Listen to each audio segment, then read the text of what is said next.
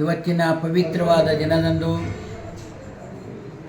ಮಣ್ಣೆತ್ತಿನ ಅಮಾವಾಸ್ಯೆಯ ಸಂಕಲ್ಪದಲ್ಲಿ ಪಾಲ್ಗೊಂಡಿದ್ದ ಸದ್ಭಕ್ತ ಮಹಾಶಯರೇ, ಈ ಒಂದು ಕ್ಷೇತ್ರದ ವ್ಯಾವಹಾರಿಕವಾಗಿ ಬಂದಿರತಕ್ಕಂಥದ್ದು ನೊಣವಿನಕೆರೆ ಶ್ರೀಗಳು ಎಲ್ಲೂ ಯಾರಲ್ಲಿ ಹೋಗಿ ಭಿಕ್ಷಾಟನೆಯನ್ನು ಮಾಡಿರ್ತಕ್ಕಂಥವರಲ್ಲ, ಯಾರ ಮನೆಗೂ ಹೋಗಿ ರಸೀದಿ ಬುಕ್ ತೊಗೊಂಡು ಹಣಕಾಸನ್ನು ಕೇಳಿರ್ತಕ್ಕಂಥವರಲ್ಲ.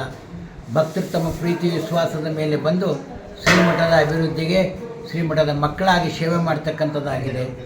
ಈ ಒಂದು ತಪ್ಪು ಕಲ್ಪನೆ ವಿಚಾರ ಬಂದಿರತಕ್ಕಂಥದ್ದು ಶ್ರೀಮಠದ ಭಕ್ತಾದಿಗಳು ಉತ್ತರಾಧಿಕಾರಿಗಳು ಅಂತ ಹೇಳಿ ಅಲ್ಲಲ್ಲೇ ಬಂದು ನೊಣವಿನಕೆರೆ ಮಠದ ಮತ್ತು ಶ್ರೀಗಳ ಹೆಸರು ಹೇಳಿ ಹಣವನ್ನು ವಸೂಲಿ ಮಾಡ್ತಾ ಇದ್ದಾರೆ.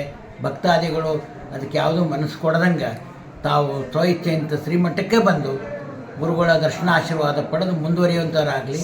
ಅದು ತಪ್ಪು ಕಲ್ಪನೆಗಳಂಥ ಕೆಟ್ಟ ಭಾವನೆಗಳಂಥ ಮಧ್ಯದಲ್ಲಿ ಕಾವಿಧಾರಿಗಳಾಗಿ ಬಂದು ಸಮಸ್ಯೆಗಳನ್ನು ಎದುರಿಸ್ತಾ ಇದ್ದಾರೆ. ಅವಾಗೇನೋ ಮಠದಿಂದ ಗುರುಗಳ ಆಶೀರ್ವಾದ ಐತಿ ಅಂತ ನಿಂಬೆಹಣ್ಣು ತೊಗೊಂಬಂದು ಕೊಡೋದು ಮಾಡೋದು ಹಾಕೋದು ಮಾಡ್ತಾರೆ. ಇವೆಲ್ಲವೂ ಅವಕಾಶ ಇಲ್ಲ.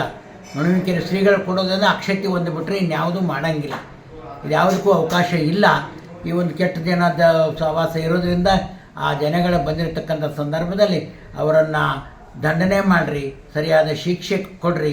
ಶ್ರೀಮಠದ ಭಕ್ತರಾಗಿರ್ತಕ್ಕಂಥ ಮಠದ ಮಕ್ಕಳು ತಾವು ಮಠಕ್ಕೆ ಬಂದು ತಮ್ಮ ಸೇವೆಯನ್ನು ಸಲ್ಲಿಸ್ತಕ್ಕಂಥವರಾರಿ ಈ ಕಿವಿ ಮಾತನ್ನು ತಮ್ಮ ಗಮನಕ್ಕೆ ತಂದಿದ್ದೇನೆ. ಶಿವಂಬಯ್ಯ.